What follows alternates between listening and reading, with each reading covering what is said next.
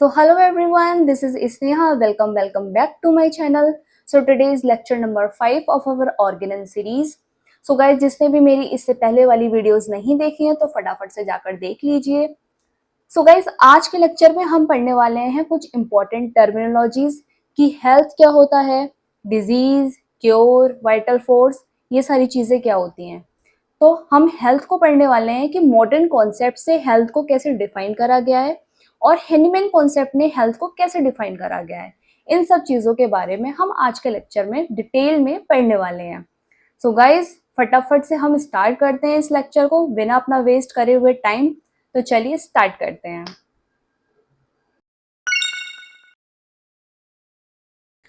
So guys आज के lecture में हम पढ़ने वाले हैं इंपॉर्टेंट टर्मिनोलॉजीज.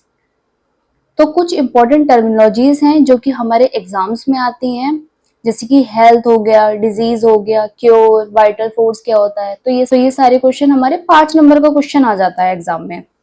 तो चलो स्टार्ट करते हैं. सबसे पहले हम पढ़ते हैं health. So what is health.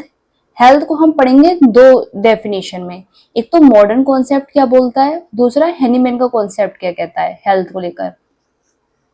सो सबसे पहले हम देखते हैं कि मॉडर्न कॉन्सेप्ट हेल्थ को कैसे डिफाइन करता है.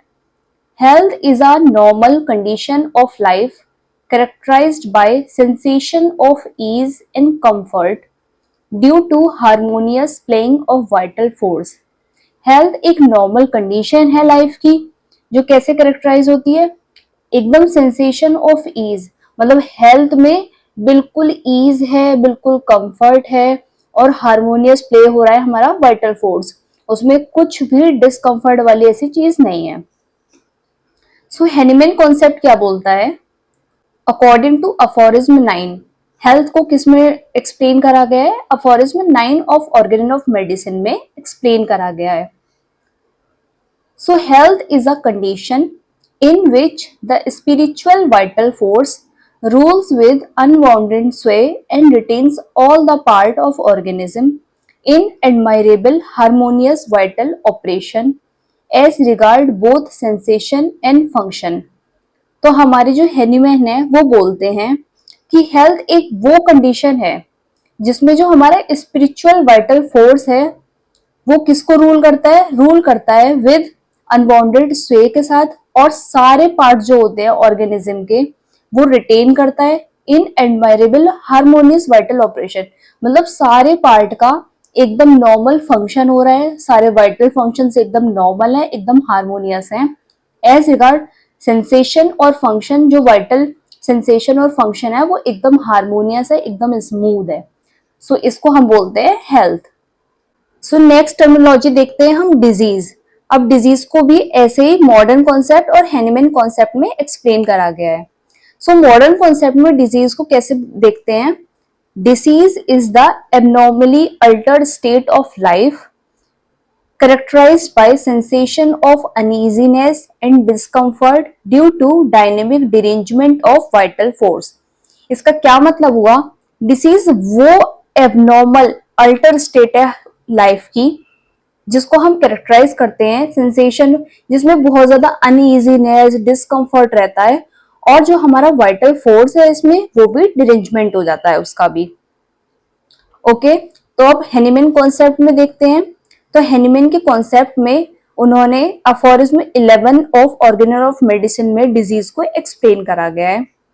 Disease as an abnormally alter state of health in which the self acting vital force is primarily dynamically deranged by the morbific dynamic influence inimical to life. इसका क्या मतलब हुआ, disease वो abnormally alter state है health की जिसमें जो self act करने वाला हमारा vital force primarily dynamically deranged हो जाता है. किसकी वजह से, बाय द मोबिफिक डायनेमिक इन्फ्लुएंस. कोई भी इन्फ्लुएंस जब उस पर होता है उसकी वजह से हमारा जो वाइटल फोर्स है वो डिरेंज्ड हो जाता है.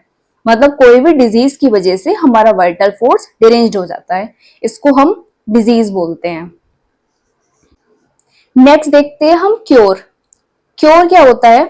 The concept of cure in homoeopathy is based on the consideration of following points. So cure means, cure का मतलब क्या हुआ? Removal of all sign and symptoms, remove कर देना सारे साइन और सिम्टम्स को, उसको हम क्योर बोलते हैं।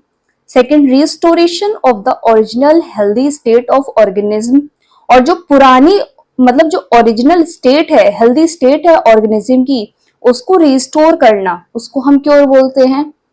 Cure relate to the patient as a whole, cure एक डिजीज को नहीं शो करता है, क्योर करते हैं एक पेशेंट एज अ होल को इन होम्योपैथी में।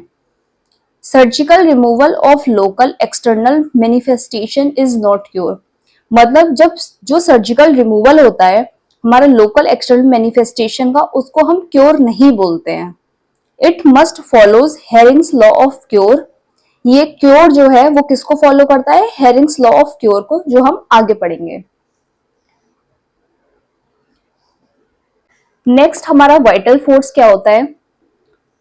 It is an autocratic, automatic spirit like dynamic, unintelligent, insensitive, life preserving force है which animate the material body can be known as vital force। तो vital force की ये सारी properties they रखी हैं कि वो कैसा होता है। तो ये ऑटोक्रेटिक होता है, ऑटोमेटिक होता है, एक स्पिरिट लाइक होता है, एक सोल होता है ना, तो स्पिरिट लाइक, डायनेमिक होता है, अनइंटेलिजेंट, उसका कोई भी इंटेलिजेंट नहीं है, इनसेंसिटिव होता है, लाइफ प्रिजर्विंग फोर्स, लाइफ को बचाने वाला, प्रिजर्व करने वाला फोर्स है, जो किसके अंदर होता है? विच एनिमेट द मटेरियल बॉडी, जो हर मटेरियल बॉडी के अंदर होता है, इसलिए उसको हम वाइटल फोर्स बोलते हैं। नेक्स्ट हम देखते हैं nature's law of cure. Nature's law of cure क्या होता है? The nature's law of cure is based on experience and observation. So हमारा जो नेचर्स लॉ ऑफ क्योर है वो किस पर बेस्ड है? एक्सपीरियंस पर और ऑब्जर्वेशन पर बेस्ड है। The nature's law of cure is modified by Dr. Hahnemann as similia similibus curanter। Nature's law of cure को मॉडिफाई किसने करा था? डॉक्टर हैनीमैन ने। और क्या बोला था? सिमिलिया सिमिलिबस क्यूरेंटर। This law is known as homeopathic law of nature और थेरेपेटिक लॉ ऑफ नेचर। इस लॉ को हम होम्योपैथिक लॉ ऑफ नेचर या फिर थेरेपेटिक लॉ ऑफ नेचर भी बोलते हैं। This should be described in aphorism 26 of Organon of Medicine by Hahnemann। इसको किसमें डिस्क्राइब करा गया है, किसमें एक्सप्लेन करा गया है? aphorism 26 of Organon of Medicine में एक्सप्लेन करा है by Hahnemann। लास्ट हम देखते हैं Hering's law of cure. Hering law of cure क्या होता है? It is also known as the law of direction of cure. इसका क्या मतलब होता है कि किस तरीके से हमारा क्योर होता है, किस डायरेक्शन में होता है, उस लॉ को हम हेरिंग्स लॉ ऑफ क्योर बोलते हैं। This is formulated by the famous homoeopath doctor Hering. Doctor Hering ने इसको फॉर्मुलेट किया है। So according to this law, a patient who receive the similimum remedy, मानो एक पेशेंट है जिसने एक सिमिलिमम रेमेडी को लिया है, तो उसके अंदर क्योर कैसे होगा? चलिए देखते हैं। So cure takes place from above to downward, मतलब क्योर जो होगा वो ऊपर से नीचे की तरफ होगा। From within to outward, अंदर से, पूरे अंदर से ऐसे बाहर की तरफ आएगा। From the more important organ to less important organ, किसमें क्योर होगा? पहले मोर इंपॉर्टेंट ऑर्गन में होगा, फिर उससे लेस इंपॉर्टेंट ऑर्गन में चला जाएगा। And in the reverse order of appearance of symptoms, और जो भी सिम्टम्स अपीयर हुए हैं उनके रिवर्स ऑर्डर में क्योर होगा। So guys that's all for today's lecture. अगर आपको ये लेक्चर पसंद आया हो सो प्लीज लाइक करना, कमेंट करना, जो भी आपकी क्वेरीज वगैरह हो। So thank you so much for watching this video. तब तक के लिए बाय बाय।